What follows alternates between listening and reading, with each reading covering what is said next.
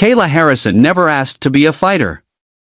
She never dreamed of standing inside cages, facing opponents who wanted to break her spirit.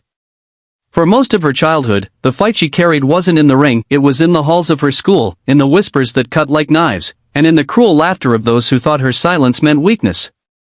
Kayla was different. And in high school, being different was dangerous.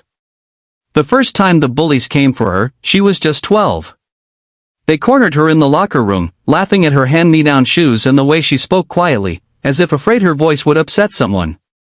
They shoved her books onto the ground, calling her names that stung worse than any physical hit. Kayla wanted to scream, to push back, to tell them to stop, but all she did was pick up her books, blink back tears, and walk away. That day, she made herself a promise: one day, she would no longer walk away. But promises are heavy for a young girl. For years, Kayla carried that weight silently. At home, she buried herself in sports, desperate to find a place where she belonged. Her mother, seeing her daughter's pain, signed her up for judo classes. Kayla didn't know then that this small step would change everything. At first, she was clumsy, falling over herself, fumbling grips and balance. But there was something about the discipline, the structure, and the strength of the art that began to light a fire inside her. Still, the bullies didn't stop. They mocked her when she came to school in her judo gi, training before class. They laughed at the bruises on her arms, whispering that she was trying to be a boy. "You'll never be anything," one girl hissed in her ear during gym class. "No one takes girls like you seriously." Kayla went home that night and cried. But the tears weren't just pain, they were fuel. She began training harder, staying late at the dojo, practicing throws until her arms shook and her knees ached. Her sensei noticed the fire in her eyes. "Kayla," he said one evening, after watching her toss a larger opponent onto the mat, "strength is not about how hard you can hit. It's about how much you can endure and still keep going." Those words tattooed themselves onto her heart. High school only got worse. By sophomore year, the bullies escalated. They spread rumors online, posting cruel comments about her body, mocking her dream of becoming an athlete. One day, after practice, Kayla walked out of the gym to find her locker vandalized, her uniform stuffed with trash, her books torn apart. She stood frozen, rage and humiliation twisting inside her. She wanted to collapse. But instead, she clenched her fists and whispered to herself, "Not anymore. Never again." High school only got worse. By sophomore year, the bullies escalated. They spread rumors online, posting cruel comments about her body, mocking her dream of becoming an athlete. One day, after practice, Kayla walked out of the gym to find her locker vandalized. Kayla's rise wasn't immediate. She faced setbacks, injuries that sidelined her, tournaments she lost, moments when the voices of her bullies echoed louder than her own self-belief. But she kept showing up. She trained through exhaustion, studied her opponents, and worked on her mind as much as her body. The same girl who once walked away from confrontation now stared it in the eye.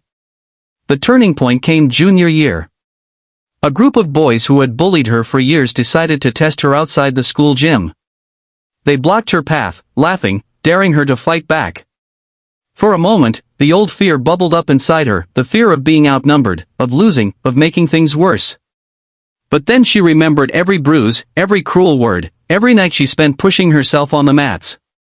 When one of them shoved her shoulder, Kayla reacted. Not with anger, but with precision. She grabbed his wrist, twisted, and in one fluid motion, sent him crashing to the ground. Shock silenced the group.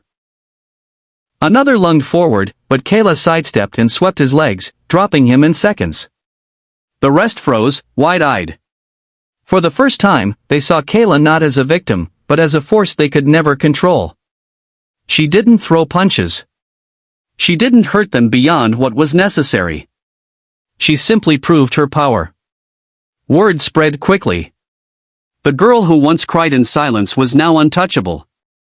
Kayla had destroyed the image the bullies built of her, and in doing so, destroyed their control. But her story didn't end with revenge.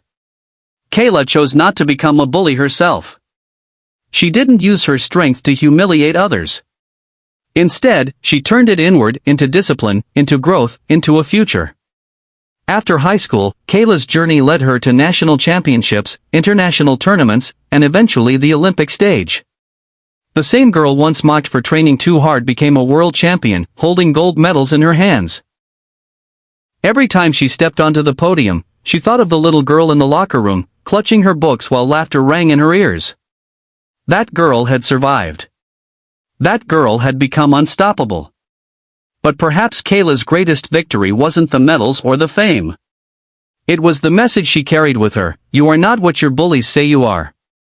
Strength is not measured by cruelty, but by the courage to rise above it. And so, when people asked Kayla about her past, she didn't shy away.